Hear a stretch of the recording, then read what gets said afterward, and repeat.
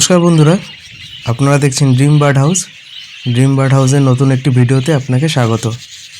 সবার সুস্বাস্থ্য কামনা করে ভিডিওটি শুরু করছি। বদ্রি পাখি সাধারণত 7টা থেকে 8টা করে ডিম পাড়ে।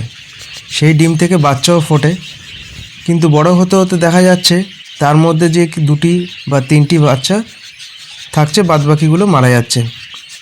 আবার দেখা যায় 7-8টা করে ডিম দিচ্ছে, 2 বা 3টে ফুটছে।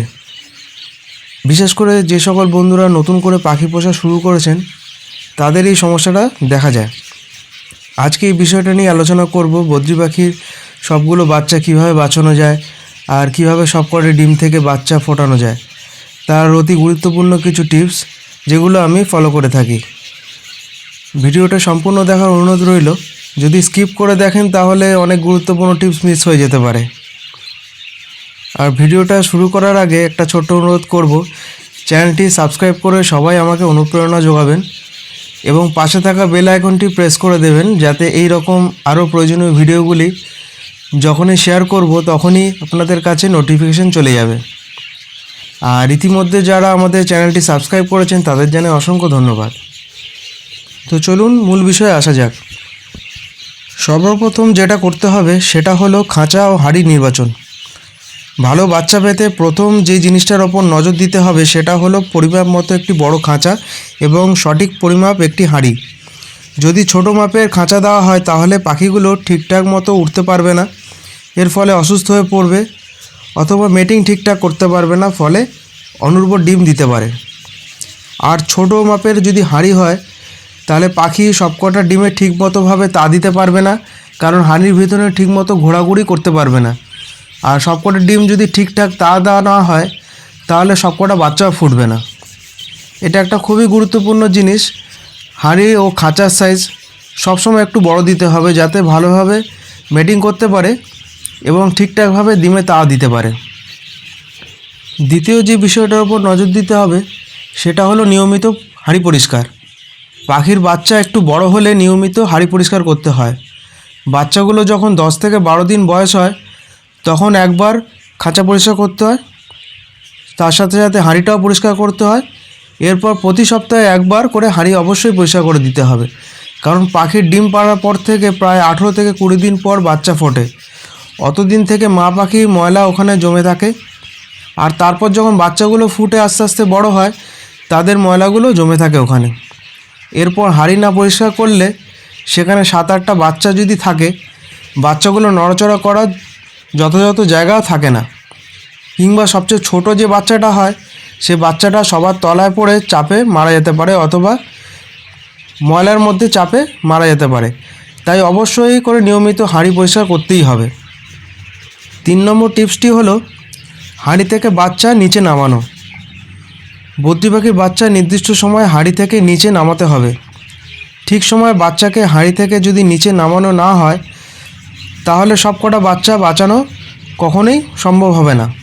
বদ্রি পাখি একদিন পরপর ডিম পাড়ে, তাই একদিন পরপর ডিম থেকে বাচ্চা ফুটে বের হয়। তাই যদি 8টা বাচ্চা হয় তাহলে দেখা যাবে প্রথম বাচ্চার বয়স থেকে 8 নম্বর বাচ্চার বয়সের পার্থক্য প্রায় 16 দিন। তাই যে কাজটা আমি করে থাকি সেটা হলো সবকটা বাচ্চা কখনোই নামানো একসাথে যাবে না। প্রথম বাচ্চা দুটো বয়স যখন 25 থেকে 28 দিন হবে তখনই প্রথম বাচ্চা দুটো হাঁড়ি থেকে খাঁচা নিচে নামিয়ে দিতে হবে। আর এইভাবে পরপর করে বাচ্চাগুলো বয়স যখন 25 থেকে 28 দিন হয়ে থাকে তাদের হাঁড়ি থেকে আস্তে আস্তে নিচে নামাতে হবে। এই সময় অল্প করে সিড মিক্স দানার বাটি থেকে নিচে ছড়িয়ে দিতে হয়। নিচেটা কিছুটা পরিষ্কার করে সেখানে পরিষ্কার দানা ছড়িয়ে দিতে হয়, তাহলে বাচ্চাগুলো তাড়াতাড়ি নিজে নিজে খেতে শিখবে। কিন্তু মনে রাখতে হবে যে কখনোই নির্দিষ্ট বয়সের আগে পাখির বাচ্চাগুলোকে নিচে নামানো যাবে না। 4 নম্বর টিপসটা হলো নির্দিষ্ট সময়ে বাচ্চাগুলোকে মা বাবার থেকে আলাদা করা। এটি একটি অতি গুরুত্বপূর্ণ টিপস। আমি যে সময় বাচ্চাগুলোকে মা বাবার থেকে আলাদা করি সেটা হলো বাচ্চাগুলো যেহেতু কিছুদিন পরপর ডিম থেকে ফুটে বের হয়, তাই সবকটার বয়স এক হয় না, তাই একসাথে খাওয়াও শেখে না এবং বড়ও হয় না। আমি যে কাজটা করি, হাঁড়ি থেকে প্রথম বাচ্চাটি দুটো যেমন নিচে নামিয়ে দিই, তেমনই দুটো করে বাচ্চা মা বাবার থেকে আলাদা করে দিই। তারপরে পরপর করে বাচ্চাগুলোকে দুটো দুটো করে সবগুলোকে আলাদা করে থাকি।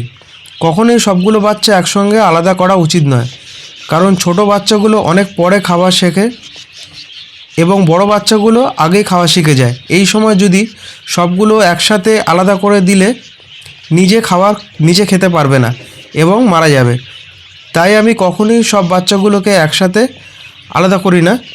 যেভাবে হাঁড়ি থেকে বাচ্চাগুলোকে নিচে নামানো হয়, সেই ক্রমপর্যায়ে বাচ্চাগুলোকেও মা বাবার থেকে আলাদা করতে হবে। সাধারণত বাচ্চাগুলো যখন 40 থেকে 45 দিন বয়স হয়, সেই সময় নিজেদের খাবার নিজেরা সব খেতে পারে। এই সময় পাখিগুলো আলাদা করাই ভালো। এই সময়ের মধ্যে অবশ্যই বাচ্চাগুলো আলাদা করে দিতে হয়। যদি এই সময় আলাদা না করা হয়, তাহলে এই সময় বড় পাখিগুলো পরের ব্রিডিংয়ের জন্য প্রস্তুত হয় এবং কাঁচায় থাকা পাখি থেকে কামড়ে মেরে ফেলতে পারে। তাই অবশ্যই 40 থেকে 45 দিন বয়স হয়ে গেলেই বাচ্চাগুলোকে আমি আলাদা করে থাকি। এর পরবর্তী যে কাজটা আমি করে থাকি সেটা হলো বাচ্চা পাখির সিড মিক্স ও সফট ফুড দেওয়া। পাখিকে মা বাবার কাছ থেকে আলাদা করার পর সিড মিক্সের থেকে ঘাসের দানা পরিমাণটা বাড়িয়ে দিতে হয়, অথবা শুধুমাত্র ঘাসের দানাও খাওয়া যেতে পারে। কারণ এই সময়ে বাচ্চা পাখির হজম ক্ষমতার অনেক কম থাকে, তাই বাড়তি সফট ফুড সিড মিক্স দেওয়া যাবে না। শুধুমাত্র সহজ পাচ্য বয়েলড রাইস বা ভাত, চিড়ে, অল্প পরিমাণ গাজর, কুমড়ো এইসবগুলো দেওয়া যেতে পারে। অন্ততপক্ষে পাখির বাচ্চার বয়স যতদিন না 60 থেকে 65 দিন হচ্ছে, ততদিন পর্যন্ত সহজ পাচ্য খাবার, নর্মাল সিড মিক্স বা শুধু ঘাসের দানা এগুলো দিতে হবে। তারপর আস্তে আস্তে সিড মিক্স ও অন্যান্য খাবার পাখিকে দিলে সব রকম খাবার খেতে অভ্যস্ত হয়ে যেতে পারে। খাবারগুলো যত সম্ভব নিচু জায়গায় বা নিচু পাত্রের মধ্যে দিতে হয়, অথবা খাঁচার নিচে ভালো করে পরিষ্কার করে, যেরকম আগে বললাম, ছড়িয়ে দিতে হবে। তাহলে বাচ্চাগুলো খাবারগুলোকে সবসময় দেখতে পাবে এবং ভালো করে খেতেও পারবে। আমি এইভাবেই সাধারণত পাখির পরিচর্যা করে থাকি। এই বিষয়গুলি যদি মেনে চলা যায়, তাহলে অবশ্যই সফলতা পাওয়া যাবে। আমি নিজে এর থেকে অনেক উপকার পেয়েছি, সেই কারণে একটি ভিডিওর মাধ্যমে আপনাদের সাথে শেয়ার করলাম। তো আজকে ভিডিওটা এখানেই শেষ করছি। ভিডিওটা যদি সামান্যতম উপকারে আসে, তাহলে অবশ্যই চ্যানেলটি সাবস্ক্রাইব করবেন আর একটা অবশ্যই লাইক দিয়ে দেবেন। পরবর্তীতে আরও ভালো ভালো বিষয় নিয়ে আপনাদের সাথে আলোচনা করব। ইতিমধ্যে আমার পাশে থাকার জন্য চ্যানেলটি যারা সাবস্ক্রাইব করেছেন, তাদের জানাই অসংখ্য ধন্যবাদ। এইভাবে আমার পাশে থাকবেন এবং আমাকে আরও উৎসাহ জানাবেন। অসংখ্য ধন্যবাদ।